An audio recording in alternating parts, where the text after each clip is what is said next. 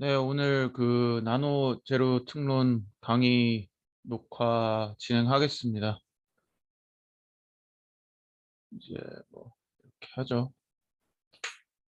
그래서 오늘 저번에 이제 오비탈 케미스트리 간단하게 배웠고요. 오늘 이제 일렉트로닉 스트럭처 오브 머테리얼, 그러니까 이제 그 오비탈 기준에서 이제 물질들이 특정 전자 구조를 갖게 되는데, 그 전자 구조를 가졌을 때 이 물질들이 어떤 성질을 갖고 태생적으로 태어나고, 또 그 물질들이 또 다른 물질과 섞일 때 어떠한 현상이 일어나는지에 대해서 간단하게 말씀드리겠습니다. 그래서 저번 거 리뷰 간단하게 하고 넘어갈게요. 그래야지 좀 이해하기 쉬우실 것 같아서. 그래갖고 이제 모든 물질들은 뭐 유기물이든 무기물이든 이런 특정 결합을 하게 되는데, 결합을 하게 되면 기본적으로 두 가지 포스가 존재합니다. 결합에는 이제 당연히 뭐 코밸런트 반딩, 뭐 아이오닉 반딩 그런 거 외에 이제 그 attractive force, 좀 물리적으로 피직스 쪽으로, 좀 물리학 쪽으로 가면 attractive force랑 repulsive force, 그러다 보니까 이제 repulsive force랑 attractive force랑 같이 합해지면서 이제 resultant force가 일어나는데, 결과적으로는 이 에너지가 가장 결합을 했을 때 가장 안전한 스테이트는 이제 이 가장 에너지가 낮을 때, 포텐셜 에너지가 가장 낮을 때 가장 이상적인 그 위치가 되겠죠.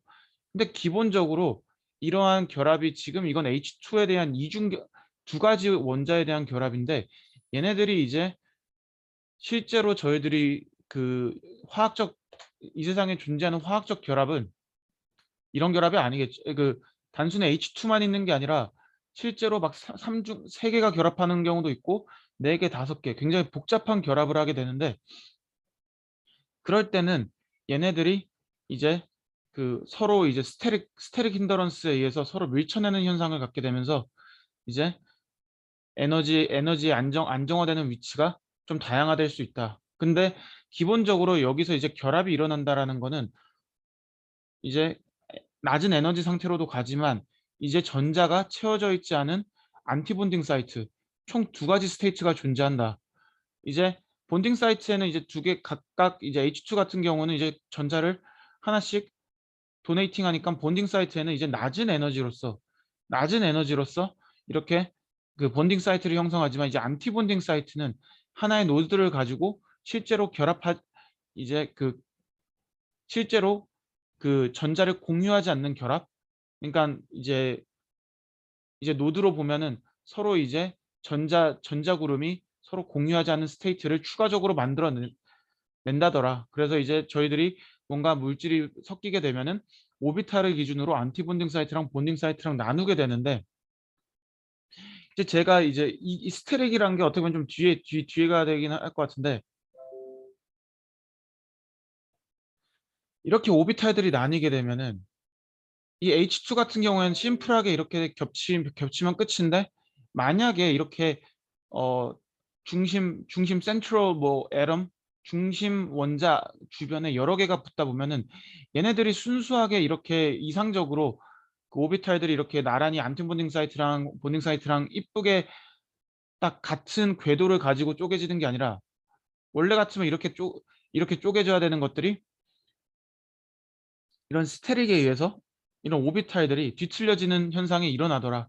그런 거를 저희들은 일반적으로 디스토션 또는 얀텔러 디스토션, 뭐 얀텔러가 이제 먼저 이 아이디어에 대해서 컨셉을 잡았으니까 얀텔러 디스토션이라고 하지만, 기본적으로 이제 디스토션이 일어난다는 오비탈들의 배열이 변한다. 근데 어떻게 변하냐? 이상적일 때는 여기 만약 디스토션이 없잖아요. 만약에 지금 여기 제 그림 자세히 보시면 여기는 지금 이런 걸 저희는 게이티드 된 상태라고 하는데, 스펠링 왜 이래? 네. 일롱게이티드 상태가 뭐냐면은, 심지어 여기에 지금 동일한 까만색 원자들이 중심 M 원소를 기준으로 박혀 있어요. 박혀 있는데 얘네들이 이제 스테릭, 에너지적으로 서로 밀쳐내려는 힘 때문에 길이를 일부러 바꾼 거예요. 분명 M과 M과 그 이 까만색 B라고 할게요. 블랙이랑은 결합이 여기 있는 결합하고 여기 있는 결합하고 둘 다 동일한데 실제로는 얘네들이 일롱게이션이 디스토션에 의해 일롱게이티드 되면서 여기는 결합의 길이가 짧고 여기는 길어지는 현상, 이런 거를 이제 얀텔러 디스토션이라고 하고, 만약에 여기서 일롱게이티드 되지 않은 상태라면은 이렇게 돼 있는 게 맞는데, 오비탈들이 이렇게 섞이게 되면 이렇게 돼 있는 게 맞는데, 얘네들이 이제 그렇게 돼 있으면은 이런 스테릭 인터랙션에 의해서 물질이 이제 서로 에너지적으로 불안정하게 되다 보니까 서로 밀쳐내요. 서로 밀쳐내면서 이렇게 길이를 자기네들끼리 컴프레스 시키거나 일롱게이션 시켜갖고 결합의 위치를 바꾸게 된다. 근데 여기서 중요한 건 뭐냐면은 디스토션이 일어나면은 일반적으로 어 잠시만요.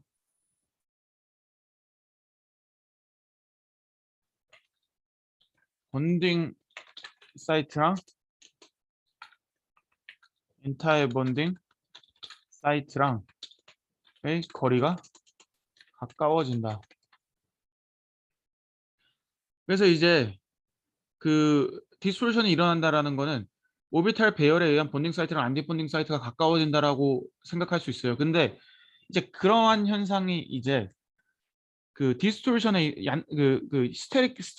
스테릭 인터랙션에 의해서 일어난다 했잖아요.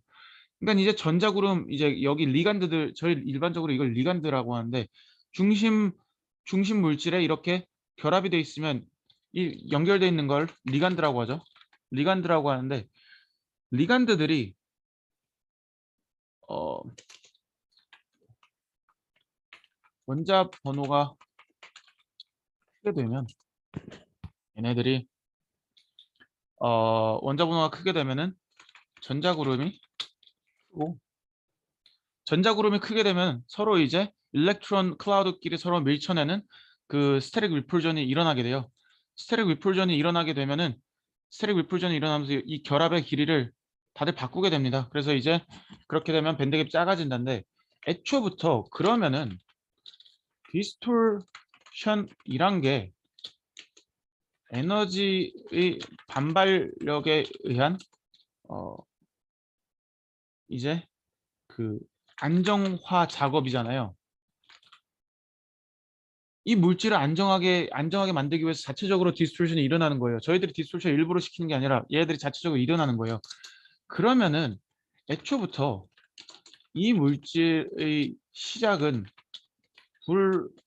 불안정한 상태 아닌가?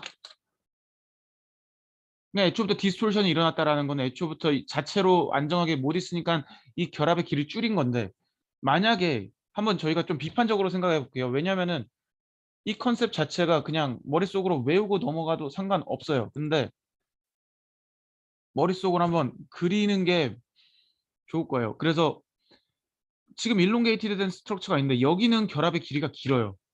그리고 여긴 짧아요. 자기네들끼리 에너지를 안정화시키기 위해서 한 건데, 만약에 우리가 여기를 이 물질을 A란 물질이랑 반응시키려고 할 때 어떤 현상이 일어날까요? A란 물질을 여기 이 물질이랑 반응시키려고 해요. 그러면 이제 여기는 취약합니다. 얘네들은 결합의 길이가 기니까 원자가 끌어주는 전자의 힘이 약하다 보니까 여기는 상대적으로 A란 물질에 굉장히 반응이 취약할 수밖에 없고, 여기는 이제 안 일어나겠죠. 여긴 상대적으로 덜 일어나겠죠. 왜냐하면은 여기는 결합의 길이가 길기 때문에 그만큼 중심 센트럴 LM이 이제 이 리간드를 잡아줄 수 있는 힘이 약한 거고, 반대로 옆에 어드제이슨한 여기 길이가 짧은 데는 이제 결합을 강하게 하고 있으니까 취약하지 않다. 그 말은 즉슨 어떻게 보면은 어 에너지의 그 이제 전자를 나눠주는 이제 에너지의 그 균일도가 다르다. 디스토션이 일어나면 에너지의 균일도가 달라요. 그렇게 되면은 상대적으로 일롱게이티드 결합이 멀어져 있는 곳에 에너지를 덜 주게 되니까 이제 결합 에너지가 약하다 보니까 여기는 이제 쉽게 반응이 된다. 그 말은 즉슨 일반적으로 저희가 통상적으로 얘기할 때 이 안티본딩 사이트랑 본딩 사이트랑 그 거리가 가까워진다라는 건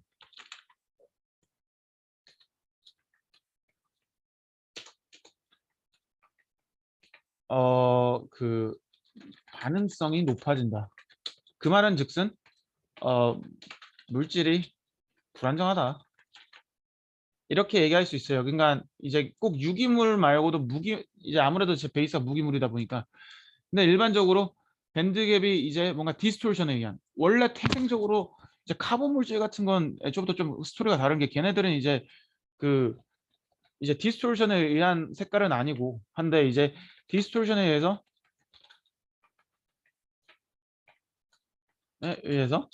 밴드갭이란다. 본딩 사이트랑 안티 본딩 사이트가 좁아진다. 그 말은 즉슨 얘네들이 에너지적으로 그 불안정해진다. 그 이유는 얘네들이 이제 컴프레스 시키는, 결합의 길이가 짧아지는 영역이 있고 길어지는 영역이 있으면서 이러한 일렉트론 클라우드의 간섭을 최소화시키는 이런 얀텔러 디스토션 현상을, 뭐야 이거, 아무튼 이제 만들게 되는데,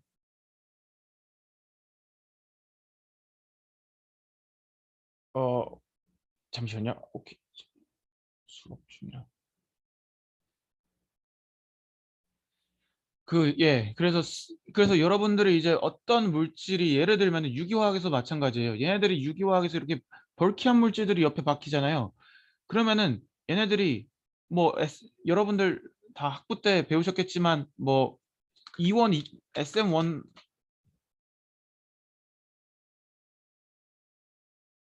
SM1 반응, 그리고 SM2 반응, E1 반응, E2 반응, 이런 건 왜 일어날까요? 이건 뭐 이제 이런 건 상식이니까.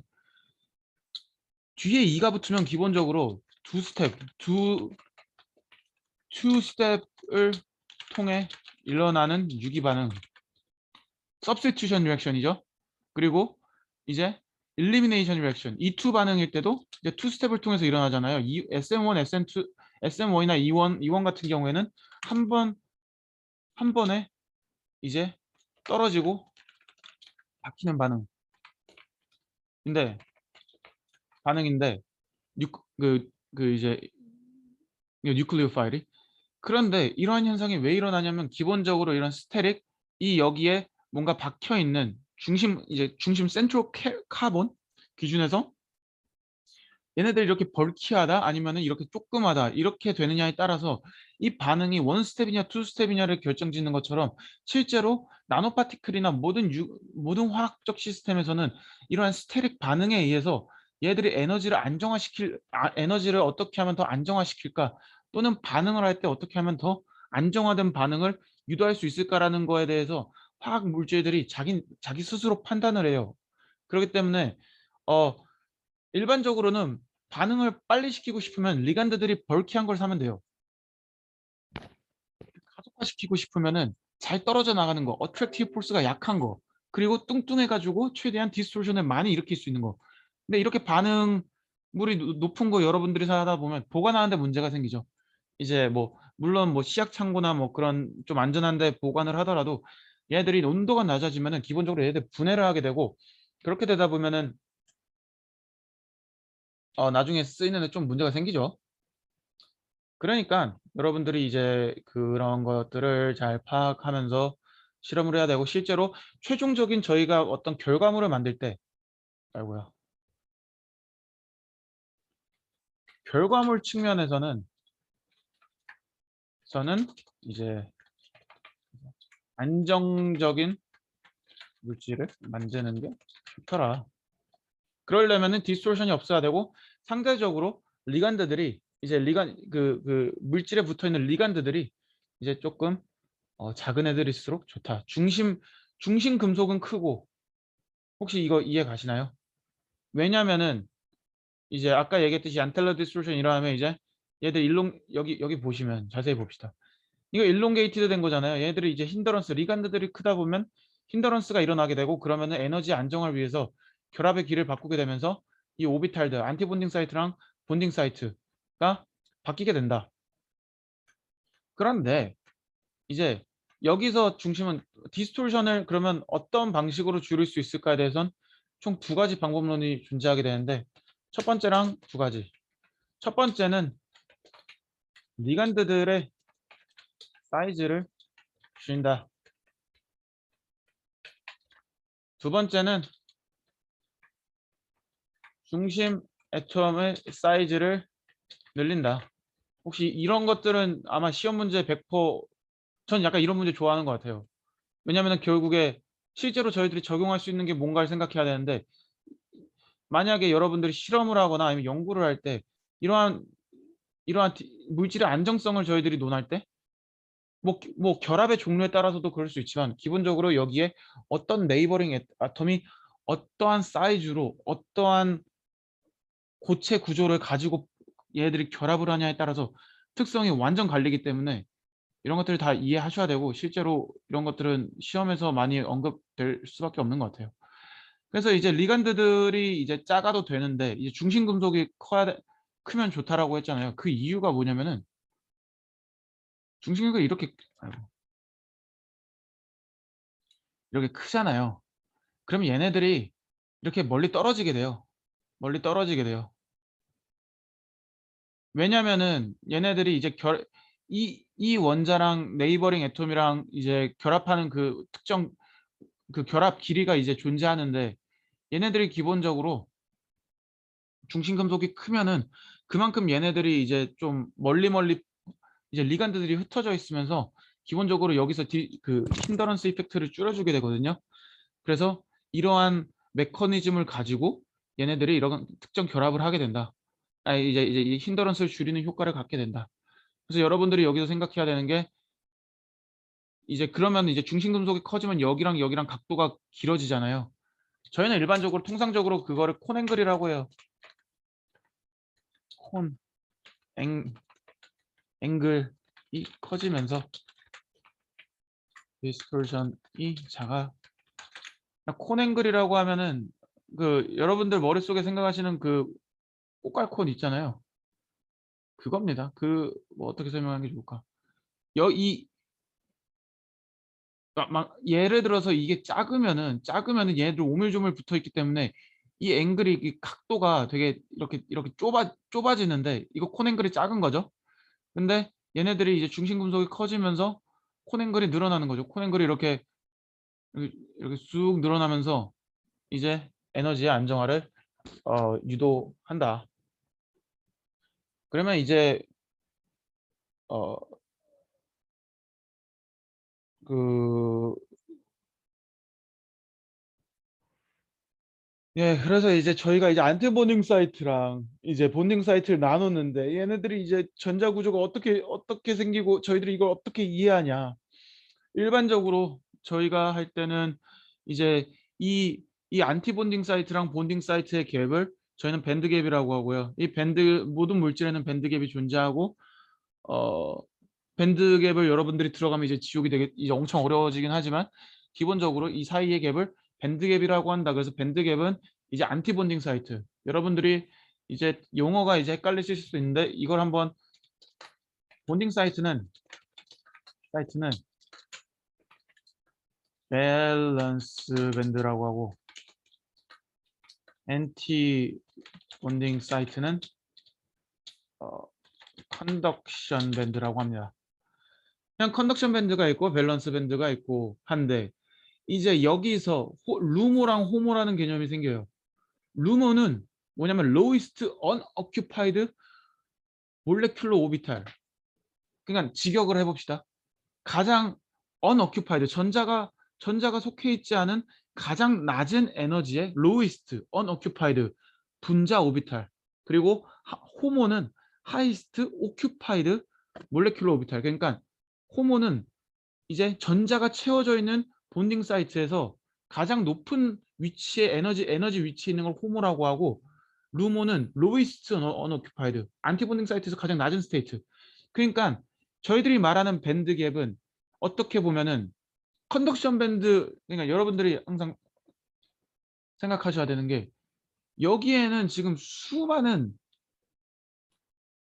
이렇게 안티본딩 그 여기 저 안 붙였나? 아무튼 안티본딩 사이트가 되게 많아요. 그 컴플렉스 시스템일 때는 안티본딩 사이트가 하나만 있는 게 아니라 저번 렉처 보시면 알겠지만 디오비탈에 대한 확률적 상수에 의한 이제 디오 안티본딩 사이트에 대한 그 에너지 스테이트가 굉장히 많고 이제 본딩 스테이트도 굉장히 이 스테이트가 많은데 에너 에너지 레벨이 굉장히 많은데 여기서 봤을 때 이제 루모는 여기 있는 거고 이거는 그냥 이제 컨덕션 밴드에 존재하는 오비탈인 거고 여기가 루모고 여긴 호모 하이스트 오큐파이드 몰레큘러 오비탈 그러다 보니까 뭐 그러다 보니까 이제 밴드 갭은 이 루모랑 호모의 갭을 얘기하는 거고 컨덕션 밴드는 실제로 루모 플러스 다른 에너지 다른 안티본딩 사이트들이 속해 있는 에너지층을 얘기하고 이제 호모는 이제 전자가 채워져 있는 스테이트를 얘기한다. 그리고 이것도 H2지만 이제 얘네들이 이제 그 안티본딩 사이트랑 본딩 사이트로 나뉘게 되면 이제 서로 전자를 공유하면서 이렇게 그 전자들이 내부에 채워지게 되는데 사실상 얘들이 결합을 하게 되면은 실제로 얘네들이 여기 안티본딩 사이트라 했잖아요. 여기 안티본딩 사이트라고 했잖아요. 여기에도 전자가 갈 수 있어요. 다만 그렇게 가면은 불안정한 상태다 보니까 안 가려고 하는 거고 실제로 에너지 스테이트를 봤었을 때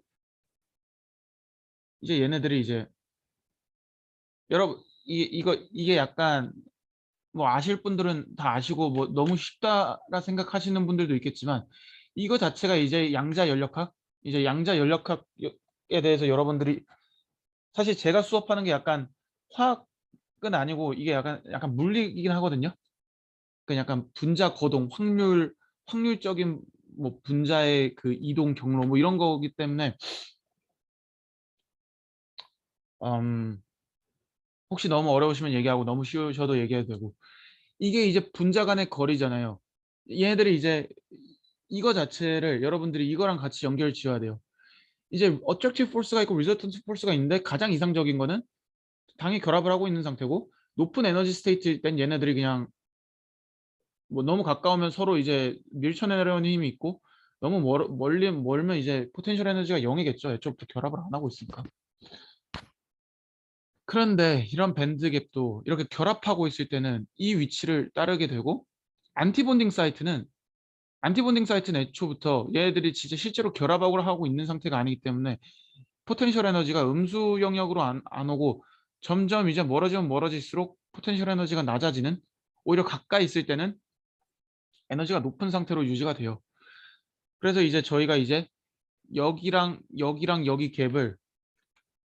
여기 갭을 이제 밴드 갭이라고 하는 건데 여기 이제 본딩 스테이트에 대한 에너지 레벨 그리고 이거는 오비탈에 대한 이제 본딩 사이트와 안티 본딩 사이트의 에너지 스테이트인데 기본적으로 에너지가 필링돼 있으면 여기는 이제 전자가 채워져 있는 영역이고 위에는 안티 본딩 스테이트라고 해서 여기랑 이제 안티 본딩 스테이트랑 본딩 사이트의 갭을 밴드 갭이라고 하는 건데 기본적으로 그러면은 우리의 질문은 안티 본딩 사이트는 에너지적으로 너무 불안정한 스테이트에 있고 전자가 갈 수 없는 영역 아닌가?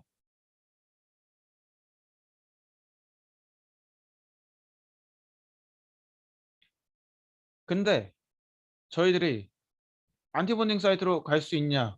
일반적으로는 안 되죠. 일반적으로는 안 되죠. 근데 인위적으로 이 안티본딩 사이트에 저희가 전자를 넣을 수가 있어요. 그리고 이 전자를 안티본딩 사이트에 넣잖아요. 안티본딩 사이트는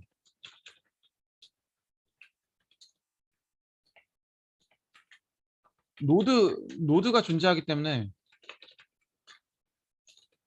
강한 결합 이제 결합을 부정하는 영역. 저희들이 왜 이거 여기를 밸런스 밴드라고 하고 위에 컨덕션 밴드라고 얘기하는지 아세요? 얘네들이 위로 가잖아요. 그러면은 전자들이 결합을 안 하다 보니까 얘네들이 전자들을 자유롭게 수송시켜주는 영역을 형성. 왜냐하면 결합을 하고 있으면 어찌됐건 전자랑 전자력이 끈끈이 묶여 있는 상태인데 얘네들이 이제 결합 상태로 가게 되면 안티본딩 사이트 또는 컨덕션 사이트 말 그대로 전도도가 이제 컨덕션 사이트 쪽에 가게 되면 말 그대로 전자의 이동이 자유로워지면서 전도도가 형성이 되는 그러한 메커니즘, 그러한 물성을 갖게 돼요. 그 말은 즉슨 이 밴드 갭이 가까워지면 가까워질수록 메탈릭한 형성, 이 밴드가 결합에 의해서 생성되는 오비탈의 밴드가 가까워지면 가까워질수록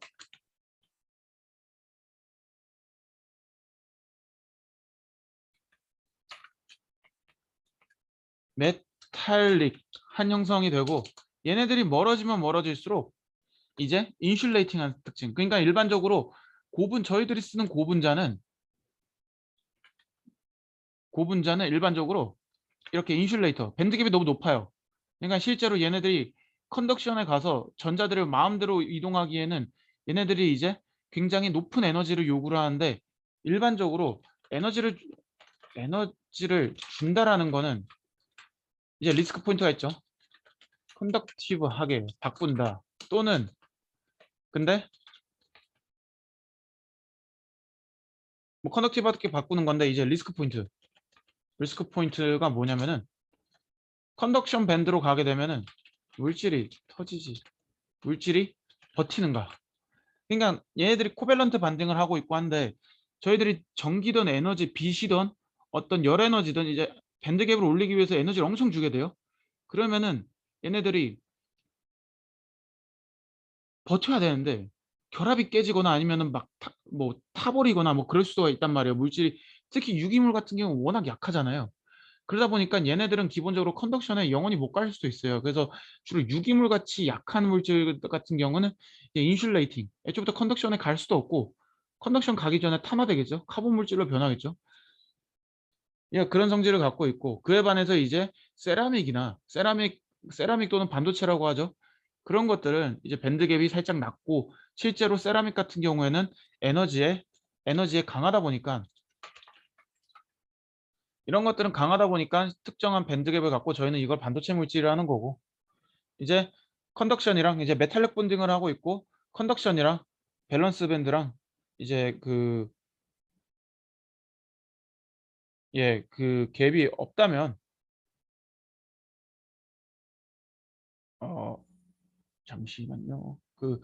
이제 얘네들은 컨덕티브한 특성을 나타내게 되더라. 그래서 이제 잠시만요. 조금만 한 5분만 쉬었다 바로 할게요.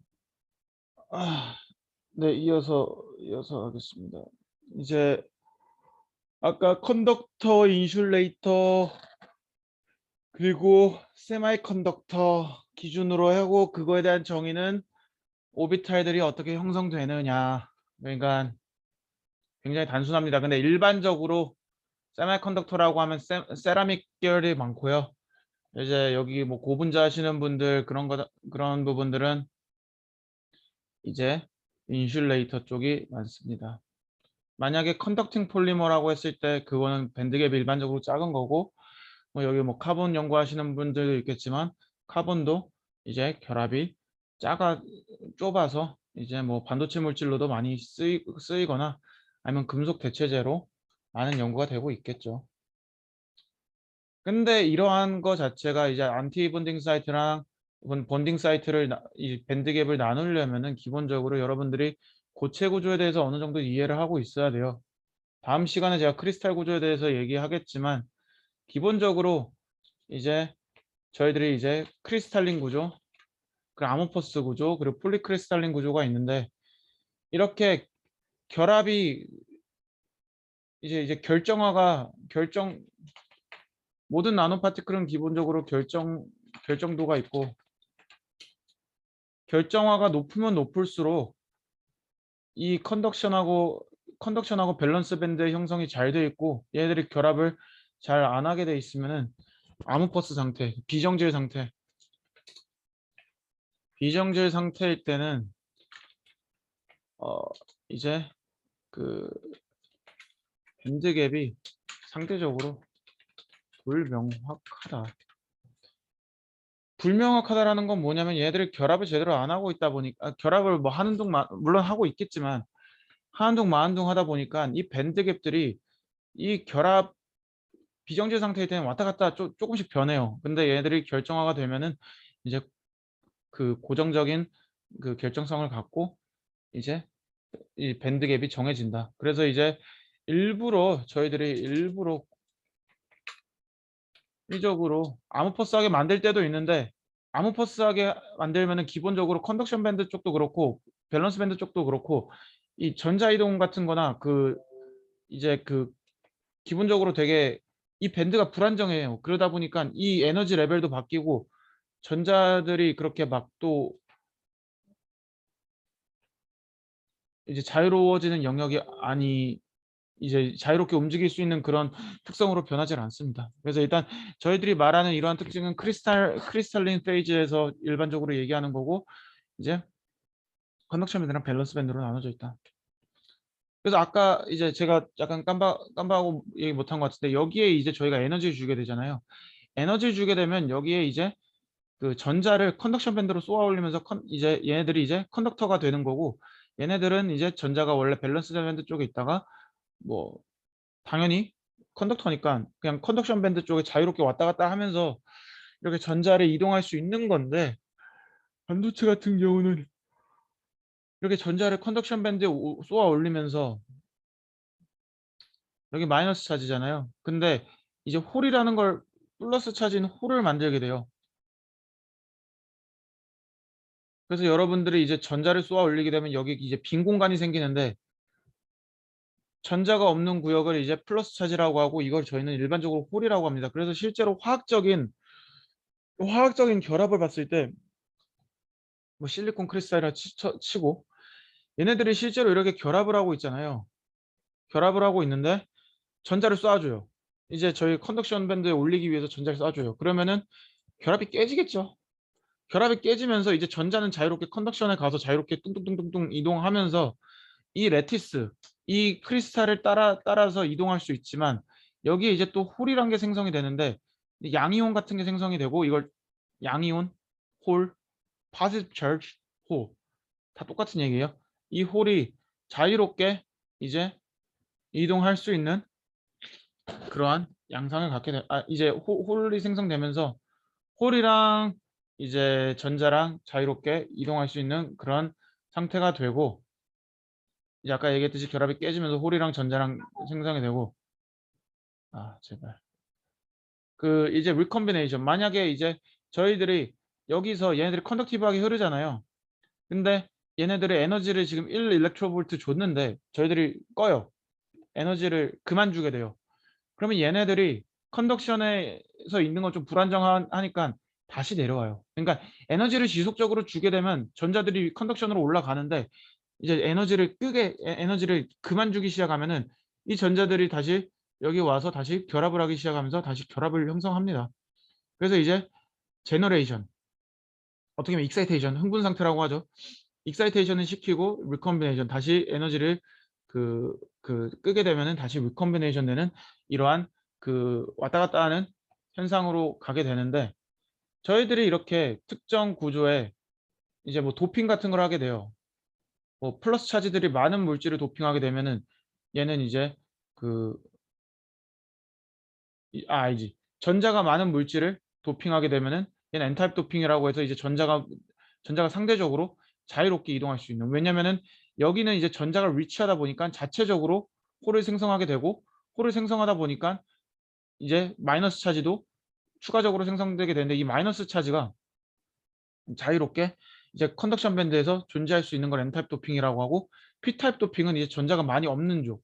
실리콘 기준으로 했을 때 이제 왼쪽 3족 물질을 이제 도핑을 하게 되면 얘네들은 이제 그 마이너스 차지를 형성하게 되고 이제 플러스 차지를 자유롭게 이동할 수 있는 그러한 구조로 띄게 되는데 얘는 이제 P타입 도핑이라고 하고 P타입 도핑일 때는 여기 익세스한 전자가 지금 보론에 있기 때문에 추가적으로 생산된 홀이 이제 자유롭게 이 계면에 이 물질을 따라서 자유롭게 이동할 수 있는 스테이트를 P타입이라고 하고, 전자가 이동할 수 있는 건 N타입이고, 그거에 대한 기준은 그 이제 원소 기준으로 원소 주기율표에서 오른쪽에 있으면은 전자가 위치하니까 N타입 도핑이고, 왼쪽에 있으면 양성자가 위치하니까 P타입 도핑이라고 한다.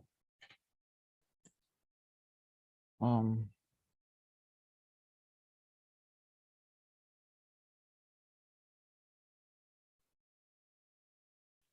그래서 이제 일렉트론 그래서 이제 어떻게 보면 이 밴드를 이해하려면 기본적으로 이런 화학 구조가 어떻게 움직이는지 이해해야 되고, 하지만 이제 그러니까 항상 머릿속에 이 밴드 구조랑 이 리플시블 포스에 대한 이 에너지 갭, 밸런스 밴드, 컨덕션 밴드, 일반적으로 안티본딩 사이트니까 MT 돼 있지만, 에너지를 주게 되면은 얘네들이 그 컨덕션 밴드에도 전자가 갈 수 있다. 하지만 끄게 되면 이제 에너지를 그만 주게 되면 리컨비네이션이 일어나게 되는데, 그러한 것들을 여러분들이 참고하면서 해야 되고, 이제 컨덕션 밴드 쪽에선 전자들이 이제 자유롭게 움직일 수 있는 건데, 이제 전자가 위로 가면 홀이 아래 생기잖아요. 홀이 양성자인데 저희는 일반적으로 그냥 동그란 비어있는 동그라미로 표현할 때도 있고, 이건 그냥 대충 상식 정도로 알아두시면 될 것 같아요. 전자는 컨덕션 밴드에서 확실히 자유롭게 움직일 수 있어요. 근데 어찌됐건 이 홀이라는 거는 이 그 전자가 익사이트 되고 난 뒤에 그 잔여물이잖아요. 그러다 보니까 전자들은 컨덕션 밴드에서 일반적으로 움직이고, 그 이 홀들은 밸런스 밴드에서 움직인다. 그러니까 얘네들은 어 이제 전자는 위에서 움직이고, 이제 그 전공 홀은 아래서 움직인다라 생각하시면 돼요. 근데 이제 아까도 얘기했지만 이제 제가 PN 정전을 간단하게 말씀드렸는데, 오늘 좀 짧게 하시죠. 이거 여러분들이 많이 알고 싶으면 제가 많이 설명해 드릴게요, 나중에. 근데 뭐 이게 막, 네. 어차피 뭐 컨셉만 파악하면 돼서, 이제 전자는 위에서 움직이고 그 전공은 아래에서 움직이다 보니까, 이제 저희가 이제 어떤 물질을 저희가 엔도핑을 하게 되면, 어떤 뭐 유기물이든 금속은 애초부터 밸런스랑 컨덕션랑 동일하니까 상관없지만, 반도체나 유기물도 이제 어떠한 물질을 저희들이 도핑해주고 처리를 해주냐에 따라서 얘들 N타입 물질이나 P타입, 실제로 카본 물질도 뭐 엔도핑하면 N타입으로 되고 이제 컨덕티브해지는 거죠. 전자가 자유롭게 이동할 수 있는 거니까. 나이트로젠이나 피리딘 같은 거 도핑, 여기 뭐 카본 물질 연구하시는 분도 있겠지만, 그 N이나 P 처리하면은 그 컨덕티브하게 변합니다. 왜냐면은 이제 전자들이 자유롭게 이동할 수 있는 스트럭처를 이제 저희는 N타입이라고 하고, 홀이 자유롭게 이동할 수 있는 걸 P타입 도핑이라고 하는데, 이제 여기서 아까는 제가 컨덕션 밴드랑 밸런스 밴드를 얘기했는데, 이 사이에 통계역학적인 띠가 하나,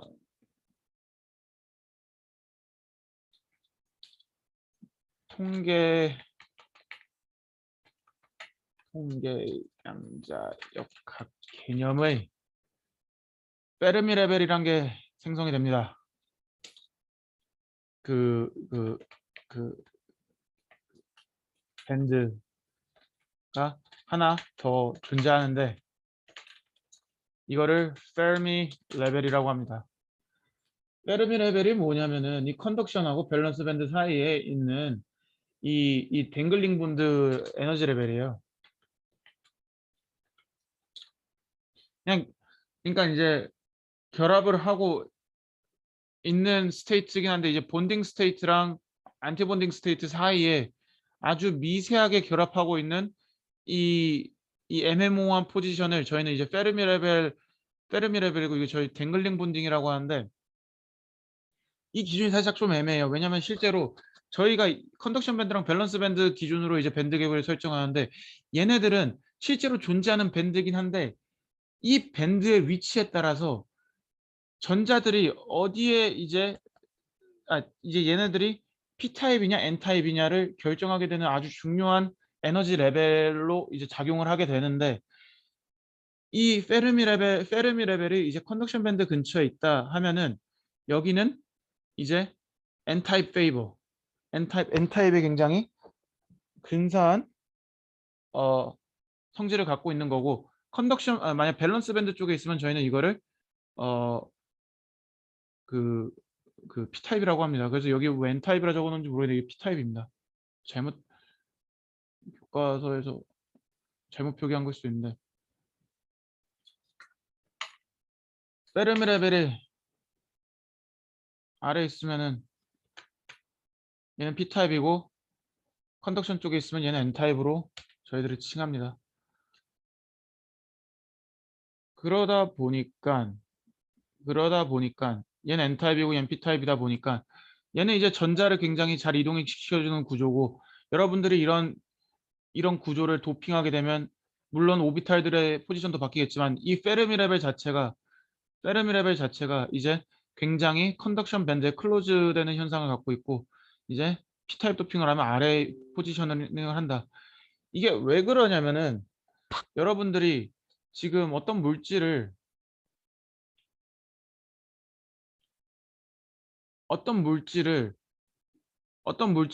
이제 만들게 되면은 이제 저희들이 그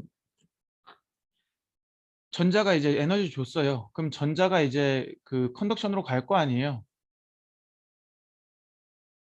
컨덕션으로 가는데 얘네들은 이제 컨덕션을 따라서 그 전기가 이게 전자들이 이동을 할 거예요. 전자를 이동한다라는 거는 뭐 결합을 하는데 기여할 수도 있는 거고, 아니면 얘네들이 자체적으로 조금 자체적으로 이제 화학적 반응 또는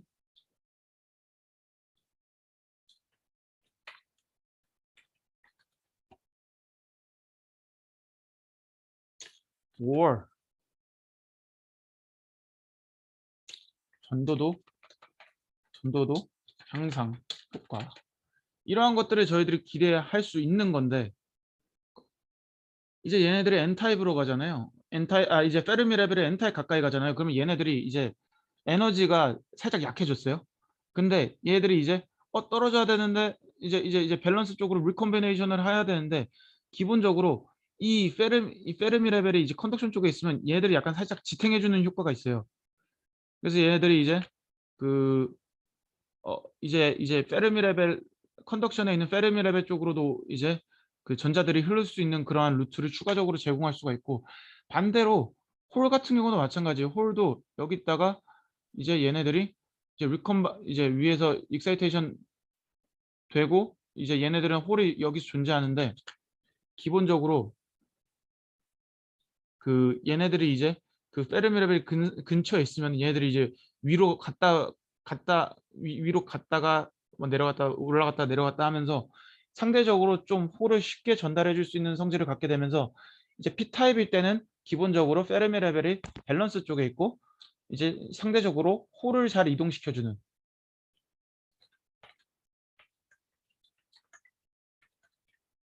구조. 그리고 위에 있으면은 이제 컨덕션일 때는 이제 전자를 잘 이동시켜 주는 그런 특이한 구조로 가게 됩니다.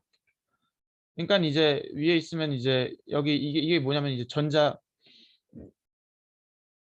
전자의 이제 확률적인 그 그러니까 여기서는 이제 홀이 많아질 수 있는 농도고, 여기는 이제 전자가 많아질 수 있는 그러한 특이한 구조를 갖게 되더라.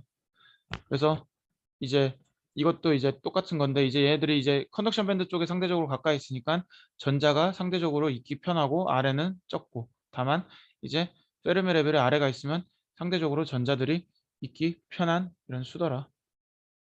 그래서 페르미 레벨 기준으로 P타입, 뭐 인트린직 중간에 있으면 아무것도 아니죠. 그냥 반도체죠. 위에 P타입, 너무 멀리 있으면 인슐레이터고, 가까이 있으면은 이제 메탈이고, 이제 저희 카본 소재 같은 경우는 이제 세미 메탈 또는 이제 뭐 이제 반도체 또는 메탈, 이런 쪽으로 분류를 하게 되고, 페르미 레벨에 되게 중요한 게 뭐냐면은 여러분들 이제 컨덕션 밴드 있고 밸런스 밴드 다 알잖아요. 안티본딩 사이트, 본딩 사이트. 페르미 레벨 이렇게 댕글링 본딩 사이트가 있는데, 얘네들이 이제 약한 결합이라 했어요. 제가 분명 결합이긴 결합이지만 굉장히 약한 결합이라 했는데, 얘네들이 이제 에너지를 워크 펑션이라는 에너지를 받게 되면 백큐 레벨로 가게 돼요. 백큐 레벨도 여러분들이 알아야 되는 게, 물리학에서는 백큐 레벨이 그 이제 이제 이 한국말로 직역하자면 자유전자 레벨. 자유전자. 그러니까 결합 이제 물질이 베큐um 레벨로 가면 물질이 분해돼서 전자들이 자유롭게 어 떠다닐 수 있는 형태. 그러니까 이 애초부터 백큐um 레벨로 가면 이 물질은 존재하지가 않아요. 애초부터 다 파괴돼 있지만. 근데 이제 페르미 레벨은 이제 이 구조를 유지하기 위한 최소한의 에너지, 이 워크 펑션에 대한 에너지가 최소한의 에너지고, 워크 펑션이 크면 클수록 이 컨덕션하고 밸런스 밴드가 아래로 에너지에서 아래로 가겠죠. 그러니까 워크 펑션이 크면은 상대적으로 뭐 물질이 안정하다고 얘기는 할 수 있겠죠. 근데 이제 페르미 레벨은 이 물질을 지탱시켜주는 최소한의 이제 최소한의 이제 에너지 레벨인데, 그러면은 방금 제가 얘기 드렸다시피 워크 펑션이 크면은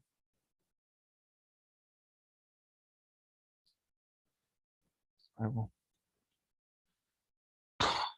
워크 펑션이 크면은 에너지 에너지가 낮게 형성이 되는 건데, 왜냐면은 워크 펑션이 이 아래에 있다 생각해 봐요. 그러면 여기가 이제 에너지가 높으면 높을수록 백큐um 레벨로 가는 거고, 이제 백큐um 레벨 때 애초부터 결합이 다 깨진 상태인데, 워크 펑션이 낮게 가면 갈수록 얘네들이 안정한 건데, 안정한 상태인데, 그렇게 치면은 페르미 레벨이 동일한 컨덕션하고 밸런스 상에서 페르미 레벨이 N타입이냐 P타입이냐에 따라서 물질의 안정성을 얘기할 수 있는가 하면은 있긴 있다. 왜냐하면은 얘네들이 컨덕션 쪽에 가면 그만큼 워크 펑션이 작아져요. 작아진다라는 거는 상대적으로 얘들이 전도성이 이제 전자들이 자유롭게 이동할 수 있는 상태를 얘기하는 거고, 그렇게 되면은 여러분들이 이제 전도성 측면에서 전자들이 자유롭게 이동할 수 있겠지만, 또 다른 말로는 자유로운 전자가, 우리 결합 상태 봤잖아요. 자유로운 전자가 다른 물질이랑 결합도 할 수 있는 거예요. 이 전자들이 놀러 다니면서 다른 물질이랑 결합을 유도할 수도 있고 분해를 유도할 수도 있기 때문에, 뭐 페르미 레벨이 작다 해서 이 물질이 뭐 쉽게 분해된다 뭐 이렇게 얘기는 일반적으로 안 하긴 하는데, 여러분들이 혹시 궁금해하실 수 있으니까 이런 것들은 어떻게 보면 맞긴 맞습니다. 그냥 페르미 레벨이 작으면은 물질적으로 좀 불안정한 높은 에너지 상태를 가지고 하는데, 일반적으로 저희가 페르미 레벨을 얘기할 땐 얘들이 N타입이냐 P타입이냐, 그러니까 이거 영어로 직역하자면은, 영어로 해석하는 게 제일 편하죠. The work function is defined as a minimum amount of thermodynamic work required to remove the electron from the solid to the point of vacuum immediately outside the solid surface. 그러니까 기본적으로 work function이 뭐냐면은, 이제 결합을 가지고 있고 여기를 이제 아예 고체 구조를 깨부수면서 자유전자를 유도할 수 있는 최소한의 에너지 레벨을 워크 펑션이라고 한다. 그리고 이 각각의 개념을 알아야지 저희들이 음, 정확한 전자 구조를 파악하고 얘네들의 물성, N타입이냐 또는 얘네들이 어떻게 전자를 얼마나 잘 이동시킬 수 있는 구조를 갖고 있는 화학적인 전자 구조에 대해서 파악할 수 있고, 다음 시간 때 이거 어떻게 분석하는지도 제가 한번 넣어볼게요. 왜냐면 전자 구조를 저희가 다 분석할 수 있거든요. 물론 신기하긴 하죠. 그래서 이제 저희들이 이제 이런 밴드갭을 가지고 하는데, 이 밴드갭을 올리는 방법이 여러 가지가 있어요. 이제 뭐 일렉트로볼트라고 하니까 뭐 전압을 가해줄 수도 있고 한데, 이제 빛 또는 열 이런 것들을 전해주죠. 빛을 해주면서 이제 차지를 익사이테이션 시키고, 그게 바로 광학소자라는 건데 이렇게 다양한 파장별로 이렇게 에너지를 갖고 있습니다. 그래서 이거를 어떻게 환산하냐면은, 이제 에너지 이코스 밴드갭이죠. 이게 밴드갭이고, 이제 플랑크 상수 타임즈 프리퀀시, 그리고 이거를 역수로 취하면은 램다는 웨이브랭스니까, 기본적으로 이 웨이브랭스 이 공식을 따른다 생각하면 되는데 기본적으로 1240 나누기 웨이브 랭스라고 생각하면 됩니다. 그러니까 여러분들이 얘네들을 이제 업소루션 스펙트로스코피 하면은 UV 업소루션 찍으면은 밴드갭 구할 수 있는 게 뭐냐면은 흡수를 하는 파장대에서 빛을 흡수하는 파장대에서 1240 나누기 흡수 파장대 하면 돼요. 그럼 만약에 UV 찍었는데 아니면 PL이나 UV 찍었는데 흡광이 500 나노에서 일어났어요. 그러면은 1240 나누기 500 하면은 뭐 대충 2.4 모르겠어요. 뭐 이 정도 되겠죠. 2.48 정도 되겠죠. 그런 것 그런 것처럼 밴드갭을 구할 수 있고 한데 여러분들이 이거는 제가 깊게 안 들어갈게요. 이제 저도 이제 회사에 있을 때나 실제로 제가 연구하면서 했던 건데 여러분들은 이것까지 안 가셔도 됩니다. 왜냐면은 다들 연구하는 분야가 되려고 사실 이거 하나만 하는데 어려울 수 있으니까요. 기본적으로 제가 여기서 얘기하고 싶은 거는 단순하게 안티본딩 사이트랑 본딩 사이트를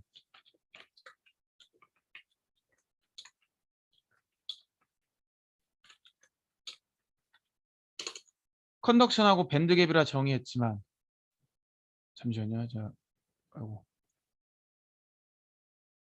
구글 잠시만요. 본딩 사이트, 안티본딩 사이트. 이거를 이제 IR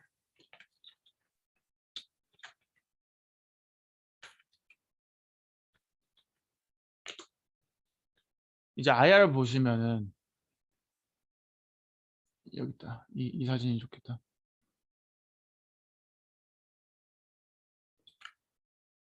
이러한 그림이 있습니다. 이러한 그림이 있습니다. 기본적으로 우리들이 결합을 하잖아요. 결합을 하면은 얘네들이 이렇게 계속 이렇게 다양한 형태로 움직여요. 왜냐면 우리가 살고 있는 세상은 298개 켈빈에 1 ATM, 1 압력을 갖고 있으니까. 얘들이 다양하게 움직이는데 얘네들이 이제 이 결합을 계속 트위칭하고 스트레칭 하면서 얘네들이 오비탈들의 포지션이 변할까요? 안 변할까요?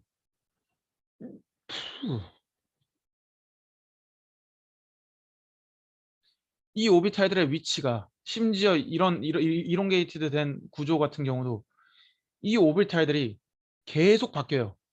그러면은 어떻게 보면은 이 물질의 밴드갭은 계속 변하는 거 아니라 할 수 있어요.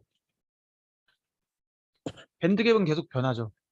그렇기 때문에 이 스테이트가 뭐냐면은 이 스테이트가 뭐냐면은 온도에 따른 그 에너지의 꼭 온도가 아니라 에너지의 이상에 따른 컨덕션과 밸런스 에너지 그 오비탈 스테이트의 변화를 이렇게 에너지 띠로 컨덕션 밴드 안티본딩 사이트랑 본딩 사이트의 에너지 띠를 이렇게 에너지 포지션에 따른 에너지가 X축이에요. 에너지에 따른 이제 Y축 그 밸런스랑 밸런스랑 컨덕션 밴드의 에너지 위치를 저희들이 할 수 있는데 제가 지금 설명해 드린 거는 다이렉트 밴드 갭이라고 해서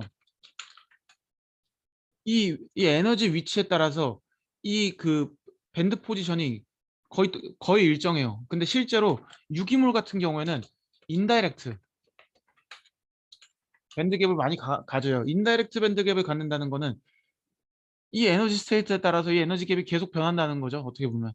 그래서 이제 그런 것들을 유추할 수 있어야지 에너지 상태에 따라서 이 에너지 갭이 어떻게 변하는지 알 수 있어야지 저희들이 이제 뭐 높은 온도에서 열처리를 했을 때 밴드 갭이 어떻게 변할 것이다 또는 뭐 저온으로 갔을 때 얘네들이 전자 구조가 어떻게 변할 것이다라는 거를 저희들이 이제 양자역학적으로 계산을 할 수가 있어요. 물론 이제 여러분들이 이제 실험하면서 여기까지 나중에 박사 하시거나 조금 이 실제로 이런 고체 구조 분야에 여러분들이 임하시면은 이 계산법을 알고 있으면 되게 편합니다. 근데 일단은 어 이제 좀 개론적인 부분을 많이 설명하다 보니까 이 부분은 이러한 것들이 있다라는 걸 여러분들이 아시고 가시면 되고요. 이제 어 머티리얼 스태킹에 대해서 간단하게 말씀드리고 끝내겠습니다. 그러니까 저희들이 이제 금속이 있거나 뭐 반도체 물질이 이렇게 있어요. 세미컨덕터 물질인데 특정 밴드갭을 갖고 있겠죠. 뭐 실리콘도 뭐 반도체니까. 얘들이 이제 밴드갭을 갖고 있어요. 뭐 유기물도 마찬가지고. 근데 그리고 여기 백큐 레벨 이렇게 있고. 근데 여러분들이 여기서 중요하게 생각해야 되는 거는 이 페르미 레벨이 아래 있으니까 P타입이라 하고 위에 있으니까 N타입이라 하는데 여러분들이 이 재료를 섞게 될 때가 있을 거예요. 기본적으로 한 물질 가지고는 뭘 못 만들어요. 그러니까 얘네들을 어, 섞게 되면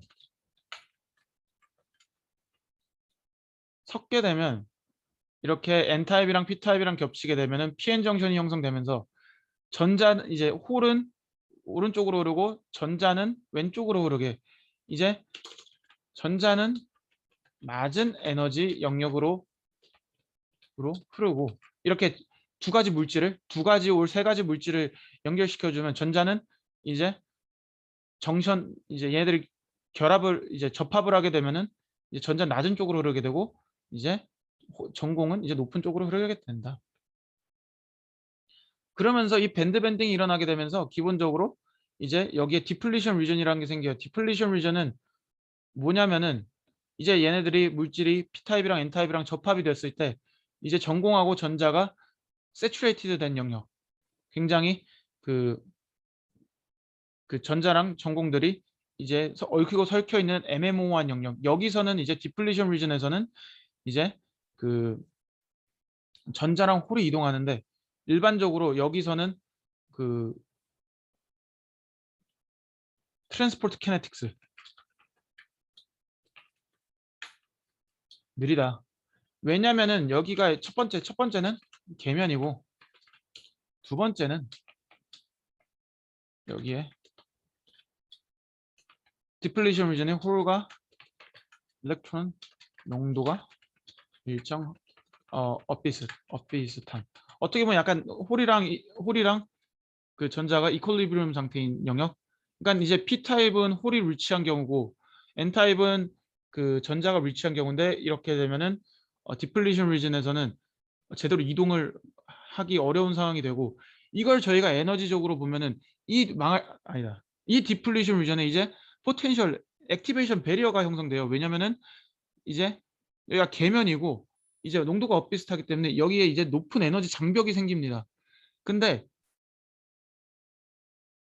이제 많은 사람들이 공부를 해가지고 이제 어, 이 포텐셜 배리어가 얇으면은 이 터널링 애초부터 이렇게 전자들이 전자나 홀들이 이렇게 점프해서 안 가고 이렇게 안 가고 이건 틀린 거죠. 이 액티베이션 배리어를 뚫으려 그냥 자체적으로 전자들이 그냥 뚫으려고 하는 현상이 발견됐다.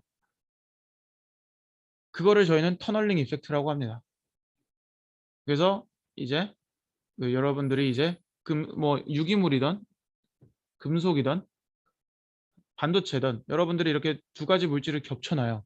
그러면 여기에 이제 포텐셜 배리어가 생기는데 이 여기에 이제 뭐 피지스 옵션이 아니라 케미스 옵션 시키게 되면은 당연히 그 디플리션 리전이 상대적으로 얇아지겠죠. 근데 피지스 옵션 시키면은 아마 전달이 안 될 거예요. 왜냐면은 그거는 애초부터 그 계면 이 디플리션 리전이 너무 그 에너지 배리어가 너무 두꺼우니까 에너지 배리어가 어느 정도 얇다란 전자에 터널링 현상이 일어나고 그때 전자랑 홀이 상대적으로 효과적으로 일어나는 현상을 갖고 있다. 그리고 여러분들이 어떤 물질을 이제 나중에 이제 여러분들이 이제 전자 부품 같은 걸 만들 때 이제 그, 그 회로를 형성하게 되잖아요. 회로를 만들게 되는데 어찌 됐건 유기물질이든 무기물질이든 이제 이런 구리선이든 이제 금속이랑 접합을 하게 되는데 기본적으로 이제 얘네들이 접합을 하게 되면 또 디플리션 리전을 형성하게 되는데 얘네들이 이제 N타입 물질이랑 금속이랑 접합을 하게 될 경우에 이 모든 물질에는 아까 말씀드렸듯이 이제 백큐 레벨이 있어요. 백큐 레벨이 중요한 게 이겁니다. 백큐 레벨이 여기 있는데 이제 메탈의 에너지 레벨이 이제 그 페르미 레벨 그 반도체 그 반도체나 유기물질의 페르미 레벨에 비해서 이제 크면은 이제 샤키 컨택을 하게 되고, 근데 샤키 컨택을 하게 되고 이제 여기 이제 그 메탈의 월크 펑션이 상대적으로 작게 되면 오믹 컨택을 하게 되면서 이러한 셔키 그 배리어를 형성하게 되는데, 셔키 배리어가 아니라 이 디플리션 리전을 형성하게 되는데, 이렇게 됐을 때 어찌됐건 저희가 뭐 어떤 유기물이든 반도체 물질이든 전자들이 흘러야 되잖아요, 금속으로. 단순히 저희들이 어차피 금속 연결했으니까 잘 흐르는 거 아니야? 근데 아니에요. 기본적으로 전자 구조를 알고 있어야지 얘들이 전자 둘 다 N타입이든 전자를 잘 이동시켜주는 애들이라 하더라도 이 워크 펑션의 차이에 의해서 얘네들이 셔키 컨택이냐 오믹 컨택이냐를 만들게 되면서 전도성이 많이 달라집니다.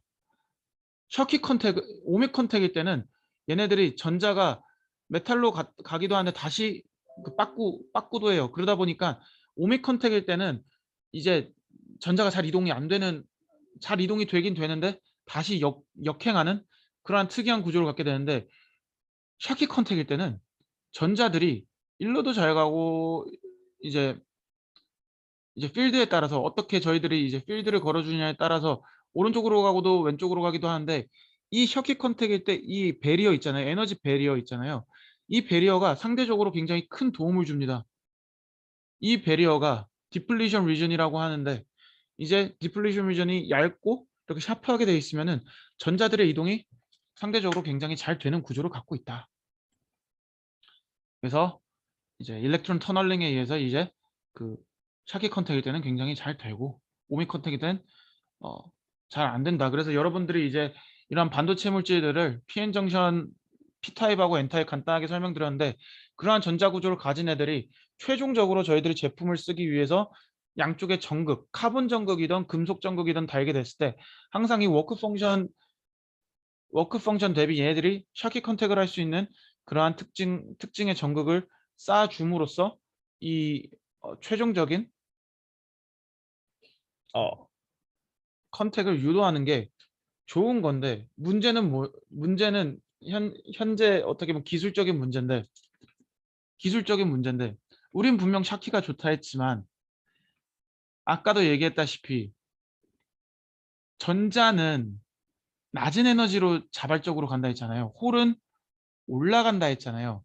그러면은 나중에 가서 여기 정극이 있을 텐데 전자가 이렇게 가는데 얘네들은 낮은 영역으로 가기 때문에 금속의 월크 펑션은 백큐 레벨 기준으로 이제 N타입이나 어떤 물질, 저희들이 뭐 연구하는 물질보다 낮은 위치에 가야지 전자가 자발적으로 아래로 가요. 근데 이게 웃긴 게 어떻게 보면은 여기서는 이제 그럼 페르미 레벨이 이제 아래에 있는 건데 전자가 이제 이거 잠깐만요. 이제 그 월크 펑션 메탈이 클 때 얘네들이 이렇게 가는데 이제 N타입 같은 데선 상관이 없어요. 근데 이제 P타입일 때는 이제 P타입은 올라가잖아요. 그러다 보니까 문제가 뭐냐면은 이렇게 N타입은 셔키를 형성하지만 얘네들은 이제 그 오믹 컨택 위주로 하겠죠. 오믹 컨택 하면서 여기서 이제 그 좀 저항을 형성시키게 됩니다.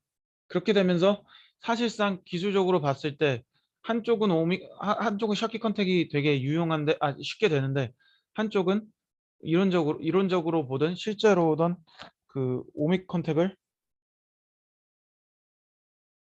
할 수밖에 없는 구조가 사실 형성되는 게 일반적이다. 그래서 이러한 것들을 개선시키려면은 이 계면에 또 이것저것 처리를 하면서 하면 되는데, 음, 이거는 뭐 여기까지는 뭐 다룰 필요는 없는 것 같고요.